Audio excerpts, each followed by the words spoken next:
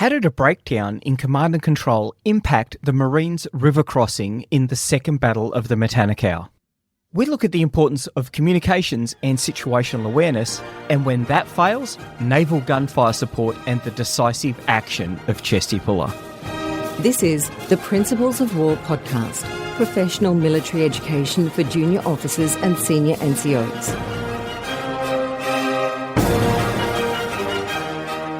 This episode, number 142, is the 8th episode in our Guadalcanal series with Dave Holland. Dave is an expert on the Guadalcanal campaign and the author of Guadalcanal's Longest Fight, the pivotal battles of the Matanikau front. Last week we looked at the early combat, including Chesty Puller's attempt to get his battalion across the sandspit at the mouth of the Matanikau. We picked the story up on the evening of the 26th. Let's get right back into the Battle of Second Matanikau. But what happened was you had the first Raiders moving up, and they arrived on the end of that day, the 26th. But what Vandergrift did, he sent Colonel Edson up. Now, Edson at this stage had just taken over command on the 16th, so 10 days earlier, of the 5th Marine Regiment. So he sent Edson up to run the show, and they were going to do an offensive the next day. And it was kind of like had to do an offensive plan on the fly, an improvised plan. Wasn't written down. It wasn't planned out like all the other offensives they've ever done. This is just going to be, we got them here. Let's just do the best we can. The plan was the next day they would use the Raiders. Raiders were going to proceed up the east bank of Matanikau, go down 2,000 yards and cross over the One Log Bridge. We discussed the One Log Bridge in the last episode. Once on the One Log Bridge, then we were going to go up Hill 75 and then come down onto the Japanese, kind of like what happened in the first Matanikau battle. At the same time, they were going to use 2-5 to hold the mouth of Matanikau. And then the rest of the 1st Battalion 7 Marines that had escorted all the guys back, the casualties, to the perimeter, they were going to put them in landing craft, and they're going to do an end run around Point Cruz, land, and then come attack the Japanese from the back door. So that's exactly what they did in the first Matanikau. And we just said, we'll work that time, let's just do it again. It wasn't written down, it wasn't really thought out that well, and this is what we're going to do. And that was the plan on the 27th. How did that plan unfold? This is one of the few battles you really see the Japanese reacting quite quickly. So what happened was when Puller on the 26th had moved down the river, the Japanese were watching, and they pushed a company, probably about 2 platoons really, across the One Log Bridge behind Puller up on, and basically formed the bottleneck on a nice little area at the Hill 65 to the river. There's a nice little bottleneck there that they said, well, they dug in there. They thought, well, if the Americans come back this way, we'll have them. They can't push through a little bottleneck, and plus they can't get over the One Log Bridge. So Puller didn't know his back door had been shut. So the Japanese had basically a company waiting for him, his back door. And they'd sent another company to reinforce him out of Matanikau. But what the Japanese had done, they'd spread their forces down the coast a bit because some of their intelligence was saying that the Marines were going to do an amphibious assault and cut them off. They were waiting for that. That's what their intelligence was saying. The Marines will do an amphibious assault on him. So Kawaguchi had spread a couple of his battalions down. He had one battalion around Point Cruz area, the 2nd Battalion of the 124th, which is a real fresh battalion. So they're down near Cucambana and around Point Cruz. So they're waiting for an amphibious assault. But he had another battalion at the mouth, or 2 companies at the mouth of Matanikau, and another one upstream. So they're reacting quite quickly, and they're waiting for them. Remember, the Americans only think there are about 4, maybe 500 Japanese there. So the way it happened, in the morning, the 2-5, once again, tried to go across the mouth of Matanikau, got stopped. The Raiders were heading up basically the east bank toward the One Log Bridge, and that Japanese company, they ran into those guys about 150 yards short of the One Log Bridge in this nice bottleneck. And they got stopped. The lead platoon got hit pretty hard. Now, we got a guy called Major Ken Bailey. We spoke about him in the episode on Tulagi. We talked about him on the episode of Edson's Ridge. At this stage, he was still slightly wounded in the head, but he'd been promoted to the battalion executive officer. Lieutenant Colonel Samuel Griffin was the battalion's commander. So first battalion gets stopped. Bailey's shortly behind. He runs up. He says, what we got here, speaking to the platoon commander, he goes, well, there's Japanese in that clearing there, then shot us a machine gun, and Bailey's on his knees and he's looking. and they see 3 Japanese run, and he's peeking at them. Next minute, a machine gun burst comes their way. Platoon commander says, I hit the ground. And then I look, Bailey's still on his knees, and I'm thinking, well, he needs to get down. He's going to get hit. So I'll grab him and try to pull him. He hasn't moved, and I yank him down, and he falls over dead. He'd been shot in the face, and he took a whole full burst, probably of a top 96 light machine gun, and he was dead. So Bailey's out of the picture. Griffin comes up, sees his good friend Bailey dead, got immediately angry, but he thought, well, we need to flank these guys. And if you go there to this day, the Japanese had picked the position quite well. There's sheer cliffs on both sides. So he took 2 companies, two. When I say 2 companies, it's basically reinforced platoon size, right, and moved to the left. And he started going up this hill. And then at one stage, he sees some Japanese, and he's pointing that way, and one Japanese shot hit him in the shoulder. And Griffin, who was a pre-war marksman and competitive rifle shooter, he said the first thing he thought when he got hit in the shoulder was, good shot. That's what he said, I got good shot. But he's down, but he's not out. Then he's trying to run the show from there, and he's wounded and everything, and he's trying to get some artillery, but they couldn't get the artillery. They lost comms. They couldn't get the mortars working because they're in the jungle, and the mortars couldn't clear the vegetation in the double canopy jungle. And some of their FOs, they had a couple of forward observers, and they got shot, wounded. So the Raiders were stopped. And so you've got Raiders stopped. You got 2-5 stopped. This is when the fog of war comes in. So normally at Tojo time, we said this when the bombers used to hit around lunchtime, all this was going down. So the bombers was going to bomb Henderson Field, but the bombs fell short and hit division command post, wiped out all communications. So at that stage, mixed communication. Even Edson was at the mouth of Matanikau. He was hearing reports that the Raiders were across the river, which they wasn't across the river. He couldn't speak to the division. Division couldn't speak to him. All the comms are down. At this stage, the amphibious assault force had been given a quick warning order to say go. So they're en route, heading to the Matanikau. And they basically landed on the other side of Point Cruz. As soon as they landed on Point Cruz, they landed in no opposition. They moved 400 yards up and occupied a hill called Hill 84. And the battalion executive officer, remember, Puller is still back on the other side of the river. So his battalion executive officer was a guy called Major Otho Rogers. Rogers was a pre-war reservist officer. He worked in the postal service in Washington, D.C. He was a good trainer, a good organizer, a good administrator. Well, Puller was the combat guy. He always picked a good administrator to be his XO because he hated paperwork. I think he actually said paperwork would ruin any military force. He probably said that because he didn't want to do paperwork. But this is the first time that Rogers had ever been in combat, the first time he ever had a combat command. So he's trapped behind lines. He didn't know it. So he's trying to get an estimate of the situation. So he goes up on this ridge to find out what's going on. He's called a command group. And as soon as you come on his command group, it was 2 company commanders, Japanese knee mortar, or they call them knee mortars, but the top 89 grenades, landed at his feet, blew him in half apparently, and severely wounded one of his company commanders. And then this 2nd Battalion of 124th, who I said was waiting a bit further to the west at Cookhambana for defense, amphibious defense, started moving that way. And Kawaguchi had one of the companies that hit at the mouth. He sent them in the opposite direction. So the Marines who were going to land to trap the Japanese had just been trapped themselves. So you got roughly about 400 men.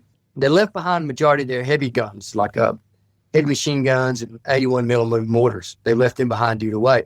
That's why you hear the famous Marine later was awarded Medal of Honor, John Basilone. You hear reports that John Basilone was there. John Basilone wasn't there. He was in that unit, 1st Battalion, 7 Marines, but Basilone was back in the perimeter because he was in the heavy guns. They were still manning the line in the perimeter. But anyway, these guys were cut off and trapped. That's where they found themselves. Now, an interesting thing here, the way they got communications finally, because Twining, who's the D3, running everything from his command post, knew the comms was out, but he knew that the 11th Marines had a forward observer up with Edson. So what he did was he jumped in a Jeep and went down to the FDC, the Fire Direction Center, of the nearest battalion, artillery battalion. He says, patch me on to your forward observer, because they still had wire comms. And that way he could still get a little bit of comms out. But by that stage, a whole hour had passed when it was going down. Now, at this time, you had one SBD dive bomber flying around, and his job that day was Dale Leslie and Ramsey Reed. He was the rear gunner of PFC, but Dale Leslie was the pilot. And I've got Leslie's unpublished memoirs. So Leslie basically says his job there that day was to provide liaison plus close air support. So he's flying around, and he looks on this ridge, and there's spelled out HELP in white. So what the Marines did, because they'd only been there 2 weeks, they still had the white T-shirts or skivvy shirts. They'd spread help because they didn't have any radios. They left the radio behind. This is how clustered this was. They left the radio. So they spread help. Remember, calms it down. So all the other books will tell you, and I think they've just speculated, at that stage that the SPD dive-bomber radioed straight back to Henderson. You got to remember, the comms are down. So what Leslie did, according to his own memoirs, he flew back and landed at Henderson because it's only like 2 minutes away. He's landed, went to the Air Operations Center, reported what he's seeing, refueled, rearmed, back up to provide support. And that's how they knew. And also, too, he flew over. He could speak directly to, with his radio, because they had the radios there, he could speak directly to Edson on that line of sight radio and give him the situation, too. So that's where they stood. And they had to rescue these guys. So now that's why we get to the rescue phase. So how did Puller react to the situation where the 1st 7th Marines are cut off? Yeah, so you can imagine he's not happy because that's his guys and he's not there with them. So they had a destroyer, USS Monssen. Some of the older books have the Ballard, which is not correct, and we know now it's the Monssen. But USS Monssen had provided some support the day before, a bit of naval gunfire support, so it was still around. And the Monssen had escorted the Marines initially with the Coast Guard and all the landing crowd to drop these Marines off. So they were back in a place called Cookham, around the perimeter. So as soon as that information come back, the Marines are trapped. They went down back to Naval Operation Base at Cookham, the landing craft, with the Coast Guard, coxswains, and petty officers. They said, we got Marines trapped.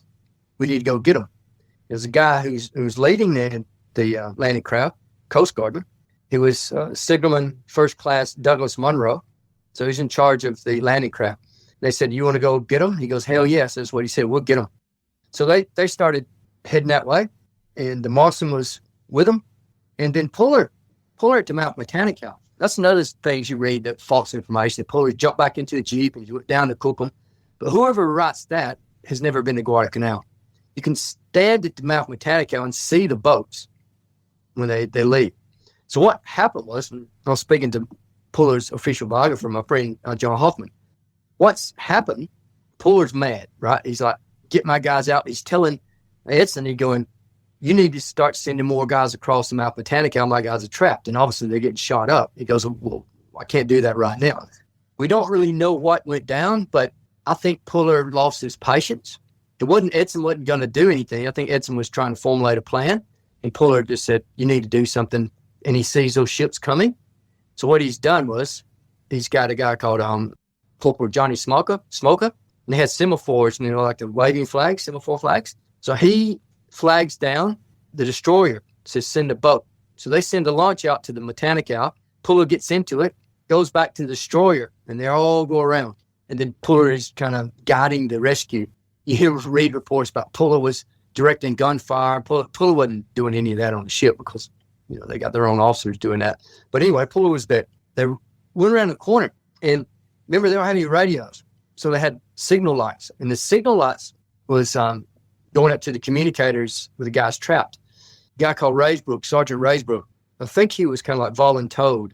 I think he was the guy. He was the communicator. He was probably the one that left the radio. But anyway, he's done a brave thing. He's interpreted what they said. They said, look, move your men down. He said, we can't because of trapped. He signals back. They said, okay, lay some artillery for naval gunfire on both sides, a corridor. And what he's done, he's got the semaphore flags, and he's on top of Hill 84. He's waving his red flags around, so his bullets are zipping all around him. But he's starting to guide in the naval artillery rounds. They started landing to the left and right. And when they started doing that, the Marines started retrograding by companies off the hill into the landing beach. At that stage, the Coast Guard landing craft was starting to come in. Initially, they balked. They didn't want to go in because the Japanese were shooting inflated fire into them. But I think after a few nice words, so to speak, from the Marines and some threats of violence, that they went in. Because it was the first time the Coast Guard had been under direct fire too. So they went in. And they started rescuing the Marines, and the Marines started getting in. There's all kind of different actions, brave actions happening. The guys holding place and holding off the Japanese where others can escape. You had the dive bomber diving down and providing fire support. And at one stage, when most of the Marines were off, they had one craft stuck on a coral ledge, or I'd say coral. Some people say sand, but I've been there. It's a coral ledge. You can see it to this day. It was stuck.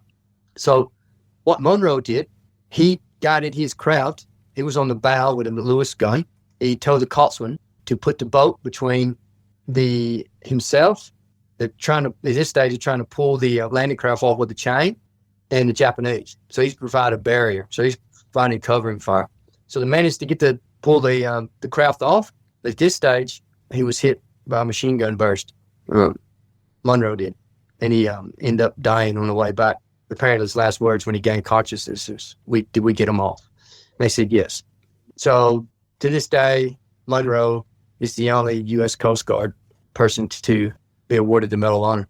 So he was nominated by Puller, and he was later awarded the Medal of Honor posthumously for that. So they ended up getting most of them off. Unfortunately, there's still 18 of them there missing to this day. And that ended the Second Battle of Matanikau. The Americans lost like 65 dead, something like over 100 wounded. It was the biggest defeat.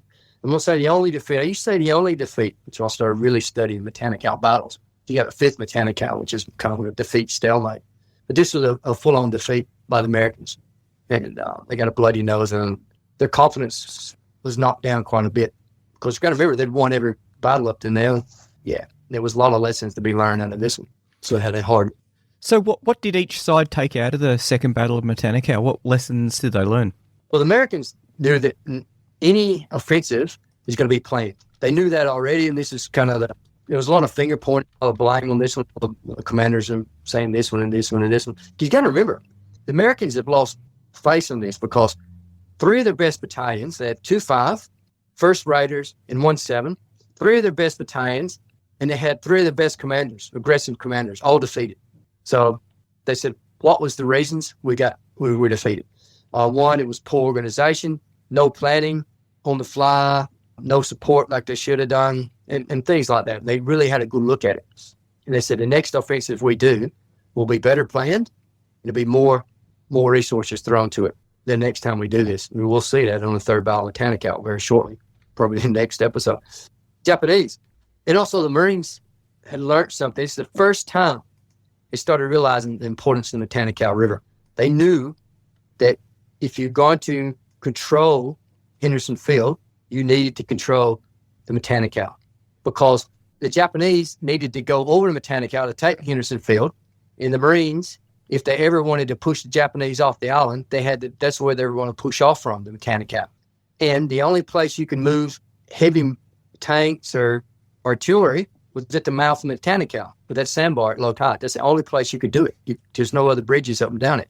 So that stage, the Marines, the penny dropped, so to speak, and they really realized the importance of the Matanikau. In Vandergrift, they said, hey, at that stage, had a fixation with the Matanikau. Japanese, the lessons they learned at one day boosted their confidence a bit that they could actually win for a change. This is the first kind of good news they've had. 2 staff officers had landed from the 17th Army, and they did an assessment of it. And they said, look, we need to use the eastern side as artillery platform base. If we can use that as bring our heavy artillery in, seize the eastern side of the Matanikau, then for our upcoming offensive, then we can push our tanks across it already. We'd already have a springboard. And plus, if we put our artillery, we're only 5 miles away, and we can start to suppress and pound Henderson Field. And once we suppress that airfield, then we can be allowed to bring our big convoys in of ships. Because at that stage, the Japanese were running in their supplies and started dropping off all these, building up for their offensive. It's something they called the rat runs. Americans called them Tokyo Express. That was the faster shores who would come in at night and drop off supplies and troops. Japanese called them rat runs. Japanese also had the barges we discussed in the last episode. They call them ant runs, the barges. But to drop off a large amount of artillery and a large amount of tanks and troops in one go, you needed them in transport ships. And the transports, even though they could get there fast, they couldn't unload in time and night. They had to be offloaded during the day. They'd still be there during the day. Obviously susceptible to Cactus Air Force would blast them out of the water. So their main priority was to suppress that airfield, suppress the Cactus Air Force, to allow them to land all their troops and supplies in one go. That was their main goal. And they needed to seize the eastern bank. They called it the artillery platform of the Matanikau. But at this stage, Kawaguchi knew about it, how important it was, but the Japanese upper high command hadn't realized the main importance of that mouth of Matanikau yet. They will shortly. So not taking a radio, that's probably a significant issue, because those troops probably would have been within artillery range. It'd be about 6,000 metres? 75. In fact, that's the thing about it. They were so close, the Marines so close to Mount Matanikau, that they couldn't call the 75s in to hit, because you're looking at 100, not even that, 75, 80 yards away with the enemy. So it was danger close. That was another reason why they used the 5-inch naval guns to fire direct fire to them. But yeah, they could hit it. The 105s could easily hit it. It definitely would have been in range, but they would have been end on to the ridge, so it would have been very tough. And because you would have had Japanese, then Marines, then more Japanese looking down the line that the guns were firing on. So it would have been tricky work for the FO. Yeah. But the Japanese, the 5-inch guns from the Monssen basically stopped the whole Japanese battalion. Very Japanese records that what they said, they left the 8th Company there, but the rest of the battalion went back to regroup. So it get pounded pretty hard.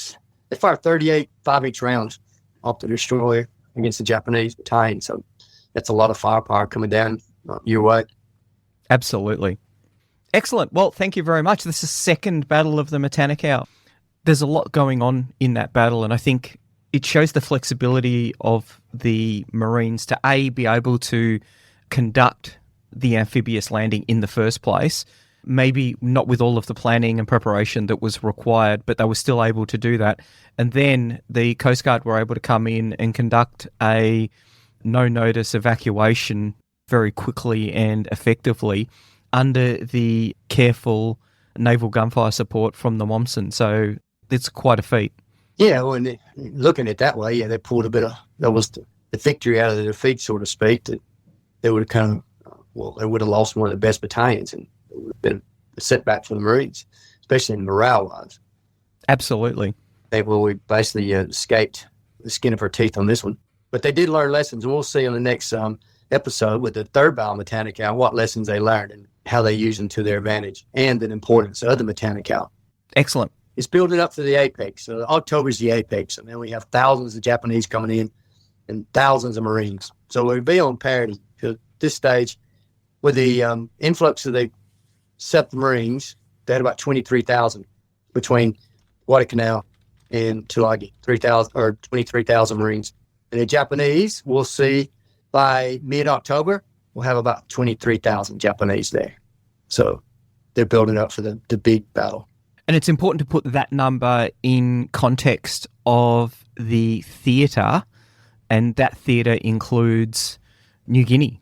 Well, yeah, but that's not the Japanese numbers. Japanese number, I'd say 23,000. Yeah, that's coming in on Guadalcanal. Yeah, absolutely. Yep. Yeah, that's 23,000. So, Alabama math, that's 46,000. Yeah, 46,000 men on that island ready to kill each other very shortly. And then you're about to see the largest fleet since Midway coming down.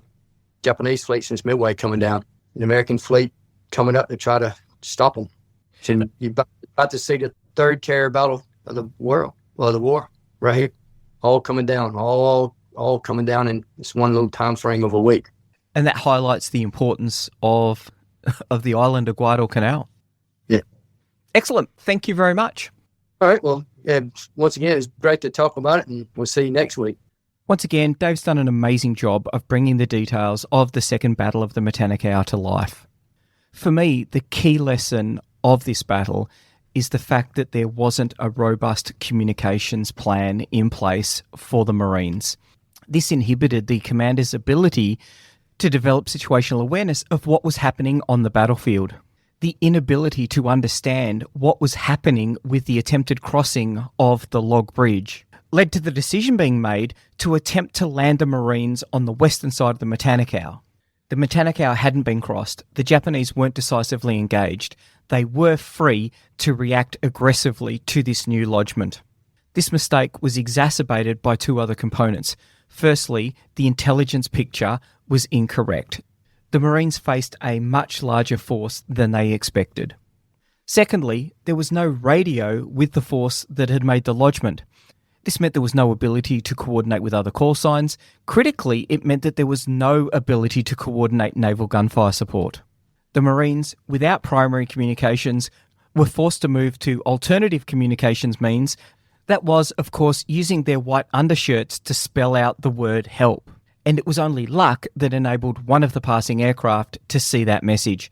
Not an ideal communications plan. For those Marines who had lodged to the Wester Point cruise, cut off, receiving heavy fire, taking casualties, one thing intervened to save them, and that was Chesty Puller organising a rescue mission.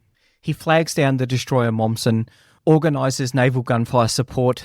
This suppresses the Japanese enough so that there is the possibility of withdrawing the troops with the Higgins boats under the control of the US Coast Guardsmen. An amphibious withdrawal, whilst in contact, must be one of the hardest tactical operations to conduct. Here we see the incredible bravery of the Higgins boats crews working whilst under fire to withdraw the Marines from the beach. In particular, Signalman First Class Douglas Munro for his bravery and the example that he set for the other crews of the boats. He receives the posthumous Medal of Honour. I think this highlights the difficulties that a plan can encounter when there is insufficient planning for the communications plan, or indeed communications is impacted by enemy action. And this is something to be considered when we look to conduct operations in a comms-denied environment. One interesting side note to end the podcast, the commander of the 1st Marine Raider Battalion was Samuel B. Griffith. He took command after Edson was promoted to regimental command. Now, you may have heard of Samuel B. Griffith in another context.